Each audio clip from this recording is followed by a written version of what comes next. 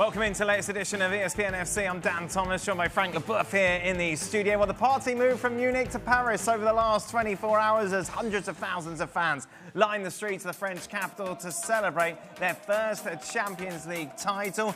Frank, you did this, of course, back. Frank Very was very keen to tell me before we went on there was millions that lined the Champs-Élysées when you won it, and there's only a few people here today. Yeah, disappointing. No, it's a different era, and we didn't need any securities, blah blah blah. But yeah, it's very nice to see that, to see the Parisian players being celebrated. So it's great. It's great. For more, let's welcome in, shall we? Naina Manua is very much our neutral contributor today, as we welcome Gab Marcotti and Julien Laurent. Jules, you were telling us off air this was much better than even your wedding day.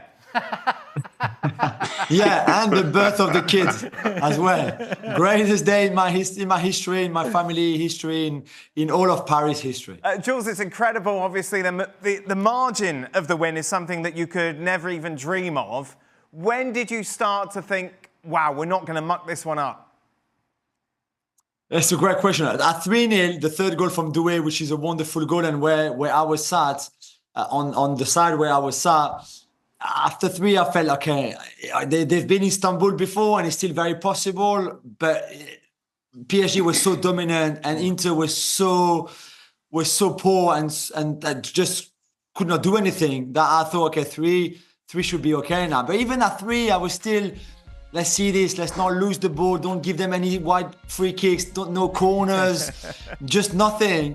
And then the fourth goal, the Kvaratskhelia goal, I almost ran as much as Luis Enrique did on the touchline. Who was the star of the show for you, Jules? Doué for sure, because of the 2 goals and the assists. Somebody that never done 3 goals involvement in a Champions League history before in the final. And then to do it at 19, he turns 20 on Tuesday. So to do it, for him to be that good, after not knowing anything about the Champions League 9 months ago and never been playing it before, I think it's exceptional. I love what Dembele did for the team. I know there's 2 assists and one that led to a deflected shot. The one for Kvaratskhelia is beautiful, but at the time of the game where Inter were already in the dressing room and on the plane to Milan, but still they count those 2 assists. I just love the way Dembele pressed and what a leader he was and what he was a guide to follow by the rest of the team, triggering everything. I love Vitinha, who was unplayable, but if you let Vitinha play, he will be unplayable. I love Marquinhos and Pacho. I just love Hakimi too. I love all of them. Yeah, but if we were to pick, I know one, I guess, Doué for everything he did in those 66 minutes that he played. I will go to Gad because I want to talk about Inter in a moment. But just overall, Nadem, how impressed were you with the manner in which PSG won that final? Yeah, it was amazing to see, to be honest, because I think many of us, we sort of saw this storyline in terms of how good PSG have been in this second half of the Champions League campaign. We thought, well, it's a very experienced Inter side, and from a matchup standpoint, maybe Inter could muck it out and find a way to win 1-0, for example. We just would never have expected it from Inter Milan on a stage this big to be so comprehensively beaten in basically every aspect, from the way that PSG were going man-to-man in their defending at times, to the aggressive press, as Jules has mentioned, from the likes of Dembele, but then to the quality they had. It's 5-0 and it could have been more. Yeah. It's a hugely impressive moment for PSG, but in reality, Inter on the day, they firstly didn't turn up, and secondly, Paris Saint-Germain made sure there was no fight back either. So it's a great, great performance. Let's welcome Gab Marcotti to the show. We've seen some epic rants from Gab, of course, over the years on the show and the Gab and Jules podcast. So I've been waiting to ask you this question, Gab, for about 24 hours. Where'd it go wrong? How long do you have to describe probably the second darkest day in the history of Inter after May 5th? And we don't need to dwell on that. Inter fans know what I'm talking about.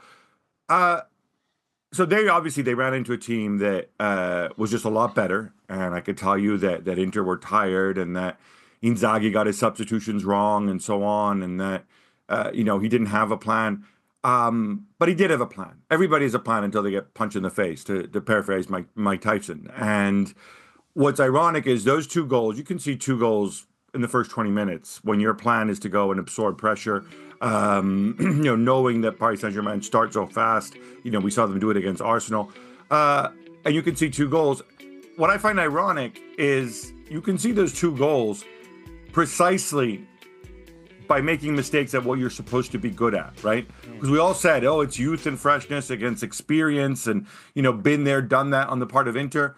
Well, both those goals, the misreading of the run of Doué off the Vitinha pass for the first goal, Barella deciding that, well, my experience tells me that Pacho's not going to get to this ball, which then leads directly to the counterattack, which made it 2-0. You put those two things in there and you see that even your experience, even your decision making, just isn't going for you on the night. I'd 2-0 down. There was no way they were going to come back into it. And credit to Paris Saint-Germain. We did see a very experienced team out there that was very well positioned on the pitch and made it look easy. And it wasn't Inter. It was the second youngest team by weighted minutes in Europe's big 5 leagues. And that is Paris Saint-Germain, and that is absolutely remarkable. So how much do you point to the fact that, obviously, we were talking going into the final, Inter had all the experience. When does that experience turn into too old, Gab? I don't think it's a question of too old. I mean, would it have been better if they could have run more? Sure. But, in the end, you look at those running numbers, Inter ran more than Paris Saint-Germain in this game. Now, they probably ran slower at times, sure, but I don't think that was the issue. I think it was an issue of tactics. It was an issue of quality on the night. It was an issue of decision making on the night, and it was an issue of making mistakes for those for those first 2 goals. Inter, as you've heard time and again, had I think they'd been behind for something like 32 minutes in the entire Champions League. They're very comfortable when they have the lead, and they can beat you in many different ways when they have the lead. But when you're 2-0 down, when you're in that hole, it becomes a lot tougher. You asked Jules what the turning point was. He said the 3rd goal. For me, it was that header that Marcus Thuram put wide, minute 37 of the first half. Had that gone in, then maybe you could see some sort of comeback. You nick a goal and then you try to outlast them. Once that went out, it was obvious to me that this wasn't going to be the night. And I was seated next to the always happy and joyful Mark Ogden. And, he said to me, well, it's a shambles, mate. And then he went and he asked, I think Paris Saint-Germain are going to beat the record for the largest margin of victory, which of course has been 4-0, which has happened on multiple occasions. And sure enough, they did. What's the narrative in Italy around this defeat, Gab? So the general sense is that Inter were terrible, but also so much credit is being given to Luis Enrique and Paris Saint-Germain. Nobody is making excuses for Inter. You cannot make excuses. You cannot talk about, the deflected shot and age and being tired and whatever, because, look, they were tired and they played a ton of games 2 years ago when they played Manchester City in the final in Istanbul, and that came down to a 1-goal margin and they had the chance to equalize at the end. So it was just layer upon layer of, I don't know what the word is, but because I'm not allowed to say it on television. That is what Inter served up on the night. Simone Inzaghi, of course, after the game, coming out and, he's like, I am so upset. Yeah, only reason I'm here is out of respect for you in the media. And he was asked point blank, when they jet off for the Club World Cup in 10 days' time, will you be on the plane? And he said, I don't know. Wow. I'll be honest with you, I don't know if I'm going to be on the plane. Because he can't be bothered? Because no one cares about the Club World Cup? No, I think it's more. They're going to meet on Tuesday. They're going to figure out whether it's appropriate for him to stay, whether they want him to stay. I think the club want to gauge some of the reaction from the fans, and I think he wants to see what the club's plans are. There's also, the ubiquitous offer from Saudi Arabia. I do not see him in Saudi Arabia at all, personally, but who knows? I could be wrong. I've been wrong about many things in the past. So I think it's mostly that. I think Inter wanting to gauge a bit from the fans' reaction. And I think the fans' reaction has been actually, and I'm generalizing here, there's a lot of Inter fans, people have different opinions, is this has been a really, really good season. They achieved so much this year in so many ways. The last game of the season was an absolute car crash. And obviously, yes, they lost the Super Cup and they lost Serie A on the last day of the season and they were knocked out of the Coppa Italia semifinals. But overall, what they achieved this season, I think, was special given the circumstances, given the hardships. And that shouldn't be wiped away because of one game when you ran into an opponent who did not set a foot wrong all night and were just simply far superior. But as you say, Gab, in theory, we could be talking about a quadruple winning side. Where did it go wrong in the final weeks of the season? I think it's a combination of factors. Look, in the end, since we all love talking about margins and what might have been, I will go there. Second to last day of the Serie A season, Inter against Lazio. If Jan Bisek doesn't jump, he doesn't give away that penalty. If Marko Arnautovic doesn't go and have a brain freeze, then Inter score, and we're not having this conversation because they are, at least they became Serie A champions, which obviously was their goal. I think that's the reality of the situation. Games that game they lost to Serie A on really fine margins. They did not lose the Champions League final on fine margins. And for me personally, it would be a serious blow and a serious loss to the club if Simone Inzaghi were to move on. What's that like, Frank? Like, you must have, of all the highs of your career, you've obviously had lows. Like, we'll talk about Nedum's and many lows in a moment. But like, you look around, you're 2-0 down within 20 minutes, and you know it's only going to go south from there. Yeah. How do you cope with that? How do you deal with that? How do you try and combat that as a professional? The problem is there is your person, your brain, and the brain of the others. Right. And how you match your brain because you think that you can reverse the situation and you want to fight, but what the others are thinking. Some of them, maybe half of them, would say it's over, it's already over. And so you have to make sure that you stick to each other, you talk to each other, and maybe you have the chance. And Gab was talking about the Thuram's chance just before the halftime, and it would have changed. And I say that yesterday, it would have changed something in their head, and maybe on the Paris Saint-Germain players' head as well. But it's complicated. You go and it's like you don't know how to reverse the system, and it's about details. The optimism, but the pessimism is also very fragile. I bet. So you have to hold on something very, very thin to make sure you can get something out of it. And yesterday, everything went wrong for them. And everything they tried or decided or changed with the coach substitution never worked. And for Paris Saint-Germain, were the other way around, where they had everything positive and everything working. So it's hard. And but I wouldn't place the age of Inter Milan like saying, oh, you know what, they were old. Acerbi in the 19th minutes in the semi-final decided to run forward and go for the counter-attack and score the goal, who allowed Inter Milan to come back. And he's 36 or 37. So it's not that. They weren't ready. They pass out in that way, and they didn't do what they had to do. And that's hard because as a player, you will never want to talk about that final. Sure. As an Inter Milan player, you're so ashamed of it. Nedum, it must be nuts. You look at the clock, only 20 minutes gone, yet you know you're a beaten team. They wouldn't have necessarily known they're a beaten team at that point, but I think there were certain things going on in the game which would have suggested how uncomfortable and how much doubt would have entered the minds of those players.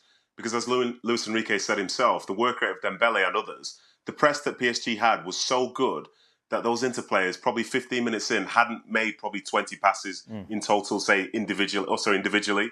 And at that point, you're not really in the rhythm of a game. So you say, well, maybe they're just playing it long and they're winning second balls and so on and so forth. But for long periods, they weren't really dominating from that side either. So when you start a game like that and you don't find your rhythm, immediately you're on the back foot. And I think that doubt, you saw it creep in the more the game went on. The prime example, in my opinion, is the Doué first goal, because that comes from them trying to win a corner down one side. Before you know it, Dembele is running down the wing. And Dembele is obviously incredibly two-footed. He can go past people if he wants to. But Inter had a 2v1 in their favour. I believe it was Çalhanoğlu and Acerbi. They had a 2v1, but they were both so reluctant to get to him that they stepped off and allowed him the chance to play the ball in the other direction. If they have the belief, they will be more aggressive. They will dominate that moment and slow him down to a point where their team can get back in. But instead, they've been so passive. And then as soon as that goal goes in, well, what now? That's 2-0, as you've said. And yeah, we've all played in games where things aren't going your way and you want to try and have that spark, saying, come on, boys, come on, boys, come on, boys. But in that moment, well, what does that mean? Does that mean try and get more passes? Because you're still not going to be comfortable because Dembele is still going to come flying into you. Well, we'll score from a set piece. You've now watched somebody miss a chance and this set piece is coming once every 10 minutes. So the doubt is there because they'll put you on the back foot. And the way that PSG play doesn't allow you the chance to have a ton of 1v1 matchups for you to try and find that spark. If it was 2-1 at half time, maybe they go in and they have this sort of belief itself. But to go back to a point which I made earlier as well, from the way that PSG played, there was the press high and there was man-to-man marking. I think it was Vitinha probably never left Barella for the whole 90 minutes. All of a sudden, when you know that you can go in this place to find space, well, the space isn't there anymore because he's right there with you. The game itself, psychologically, physically, everything in that day went well for PSG. And I think for Inter Milan, they're probably still wondering what just happened to them because they've played so many games to this point. But the way that PSG did it, those guys, they've all walked off the pitch. And if they want to talk about good things that they did, you could say, well, you know, they won a few headers, or, you know, they made a couple of tackles. It's a Champions League final. Did you really show the player that you are? And for Inter, they didn't. But I think a ton of credit deserves to go to PSG for that. Let's return back to PSG, Jules, because if we still had the big table with regards to that group stage, at Christmas, there were genuine discussions as to whether or not PSG would make it through to the knockout stages, having lost against Bayern, against Atleti, against Arsenal as well. What changed? What was the catalyst that made this PSG side go from struggling to qualify for the knockout stages to the best team in the competition? I think for me, the turning point is the Man City second half at the Parc des Princes in that game in January where they 2-0 down after 55 minutes and they come back and win 4-2. I saw Vitinha 10 days ago for the media day at the club at PSG, and he said exactly the same. He said it clicked on that night under the pouring rain in Paris. That's where it clicked. And you mentioned that very slow start, disappointing start really, and the Bayern game. They go to Munich that night with a front two of Dembele and Barcola. They play flat 4-4-2 in that game. And it's not me finding excuses on one. They lost that game. Bayern were better. Dembele got sent off after just before the hour mark. It's just to show you that back then, in that first half of the season, Luis Enrique is still trying to figure out what's the best way. And we talked a lot on the show about the jigsaw that he put together finally, eventually. But before that, he had the pieces, apart from Kvaratskhelia, I guess. But he had the other pieces. He just had to find the best way of putting those pieces together. And that game against Bayern is a car crash in the sense that it's a flat 4-4-2. Zaire Emery plays in midfield. Barcola in the front two. It's just not working. Doué is nowhere near to be seen, nowhere near a starting position in that team that night. And they get outplayed like they were outplayed 3 weeks earlier at the Emirates against Arsenal, for example. And yet, once he figured out how to play with that team, once they worked on everything Luis Enrique wanted them to work on, phase by phase, the pressing, the counter-pressing, build up from the back, your midfield three, your two wide players, how to isolate Hakimi, what to do with Nuno Mendes, Donnarumma himself. Once all of that was in place, it just needed a bit of spark, just that one spark. And I mean, I will love Nathan forever for that and Manchester City because it happened in that game. The nutmeg of Barcola on Matheus Nunes. For me, it all turned, and I told it to people at the club last night.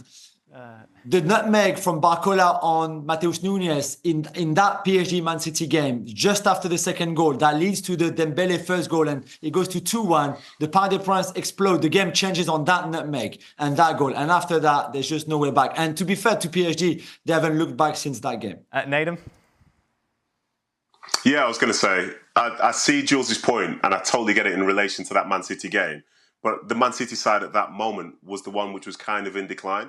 You know, it's not the one that sort of finished the season. But the moment I think matters most when I look at PSG this season was when they played against Liverpool at home. And by all accounts, they dominated. They deserved to win.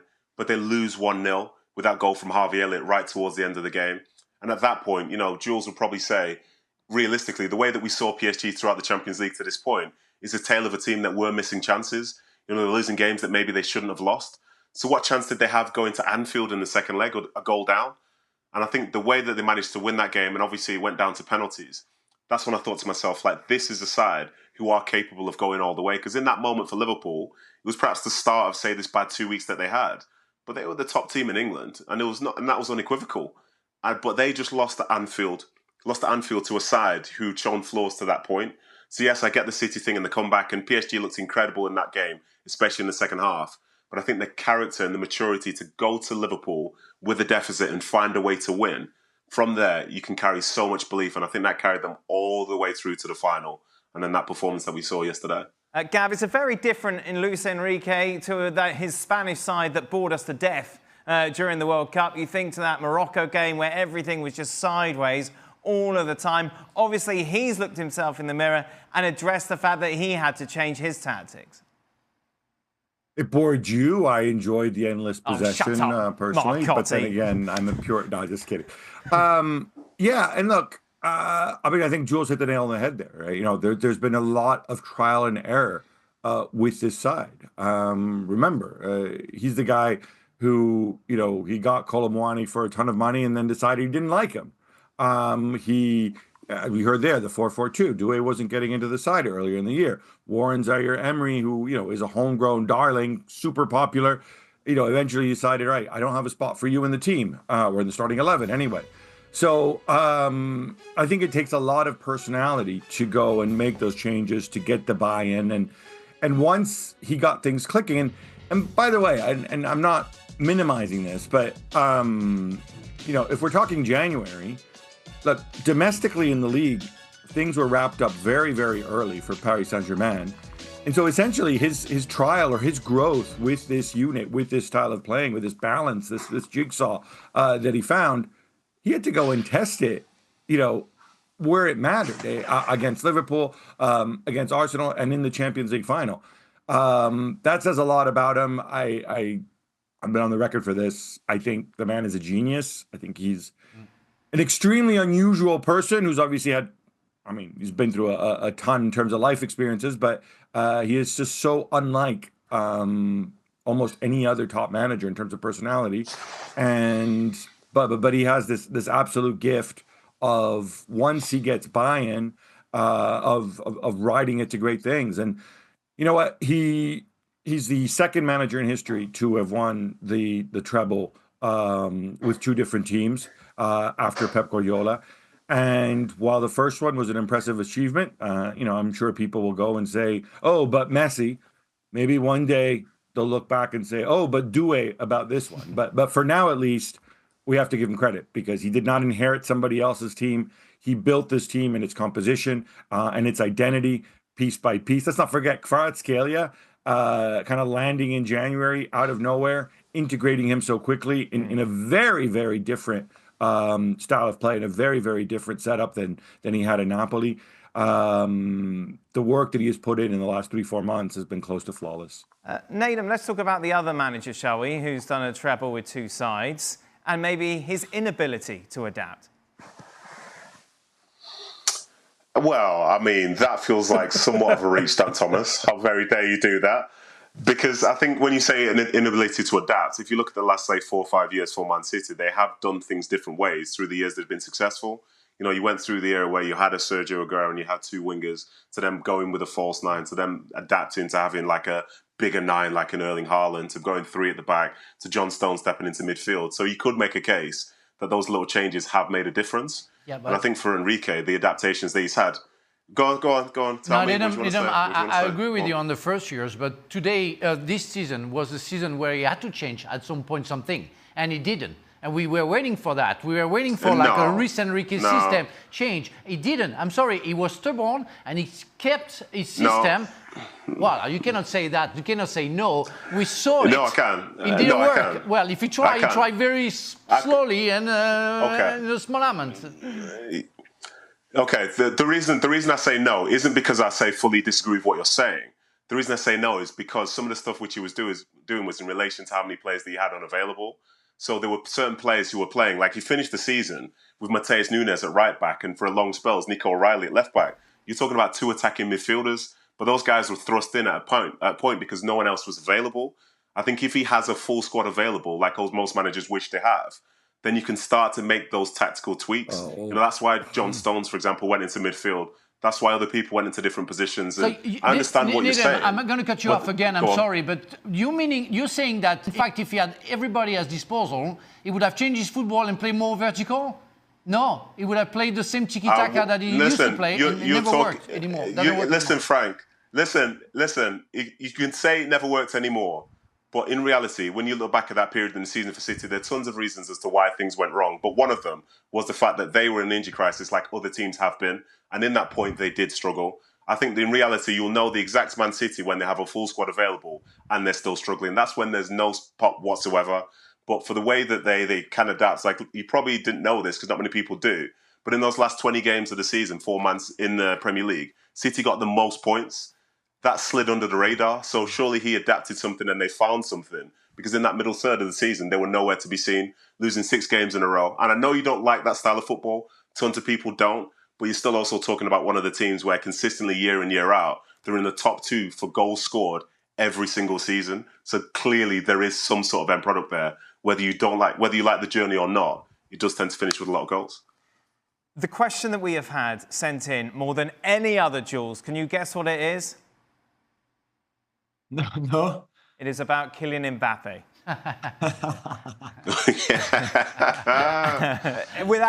That's fair. Everybody's asked the same question as about whether or not, obviously, PSG could have done that with Mbappe in the side. I'll just remind you, a brilliant documentary, of course, that's out. Luis Enrique talking about Mbappe. This is last season, talking about his admiration of Michael Jordan and how maybe he needs to be inspired by him. I read that you like Michael Jordan. Michael Jordan used to grab all his teammates by the balls and defend like a son of a bee. I know you're a god when attacking. There is no one better than you. I know that. But the day you don't attack, you have to be the best player in history defending. That's a leader. That's Michael Jordan. Was it just that Mbappe would not do what we saw, for example, Dembele do yesterday, Jules?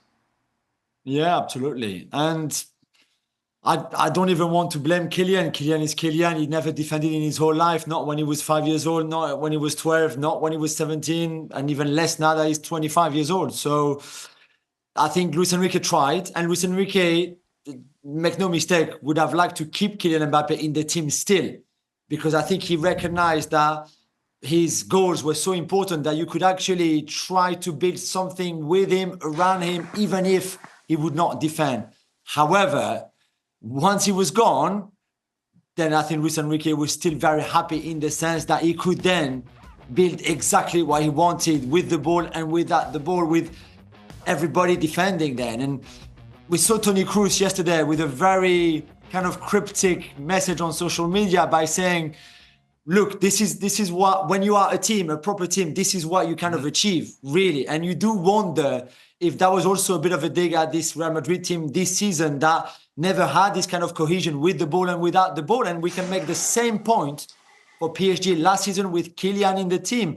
And had Kylian stayed, it would have been the same this season. And maybe they would have still won the Champions League with him because he would have scored 50 goals.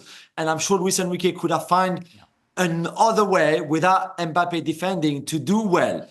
But what's true is that the recipes of this success this season is mostly and purely based on a team where everybody attacks and everybody defends and everybody plays together and for each other, which with Kylian in the team would have been 10-1, 1-10, inevitably, because this is what we see everywhere with the national team, with Real Madrid, with PSG before, at Monaco before, at Bondy before, at the Clairefontaine Academy before, all the time. It was 10+1. So we will never know, but we know why PSG are winning this season for sure. I would have been ready to bet on that, to say that it would have never worked with Kylian Mbappe. I'm very sorry because I highly rank Mbappe and I've a lot defended him in many matters throughout his young career. But as Toni Kroos mentioned, you need a team, you need a spirit, you need a way of sacrificing yourself to the team, which Kylian doesn't do. And I'm sorry, he doesn't defend when he loses the ball. You're the coach. Hey, run 1 time, 2 times, 3 times, bye-bye, out. When you would get it, I swear you would get it. And everybody's going to get it. And Messi was doing the efforts when he was young, when Pep Guardiola said, oh, you lose the ball, you chase it. At least 10 meters. I'm not asking to run back like we saw Dembele or Kvaratskhelia yesterday, but at least 10 meters to show to the others that you are involved in that piece of the jigsaw. That's the problem, and I always mention that having a superstar is a problem because you put the others below at the services of the superstar, and the team doesn't work like that. It never worked. It works if you are legit, like you were Messi because of what he did before at Barcelona, or you were Ronaldo because you showed to the world who you were before, and the coach managed to put the jigsaw around him to make sure that if he doesn't run back, defensively they're strong enough. It didn't never work for Paris Saint-Germain for years.